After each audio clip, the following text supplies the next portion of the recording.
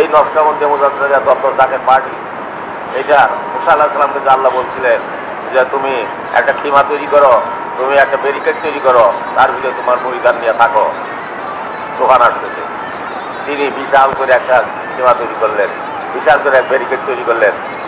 তৈরি করিয়া তিনি তার সমস্ত জিনিসপত্র পরিধান নিয়ে, তার উম্মত নিয়ে সেই ব্যারিকেডের ভিতরে রয়ে গেলেন, সেই সীমার ভিতরে রয়ে গেলেন। সীমার বাইরে যারা ছিল তাদের উপরে নিয়ে গেল বাতাসে, আর সীমার ভিতরে যারা ছিল তাদের গায়ে একটা পটাও নড়ল না। অতএব পীরের এই যে নকশবন্দি মুজাদ্দিদের তরিকা এবং জাকের পার্টি, এটা তোমাদের জন্য সেরকম কিবা সদৃশ্য। এই কিবাতে তোমরা থাকো, বাহিরে যাইও না। কিন্তু ভয়ঙ্কর দিন আসতেছে, যেদিনে মানুষ মানুষকে আহ্লাদ করবে, মানুষ মানুষের মাংস খাবে। এমন একদিন আসতেছে, মানুষের মাংস নিয়ে বিক্রি করবে, মানুষের মাথা কেটে নিয়ে ব্যবসা করবে। এমন একদিন কিন্তু তোমাদের সম্মুখে। তোমরা হুঁশিয়া, তুমি দয়াল পীরের বদল সেবা দিলাম।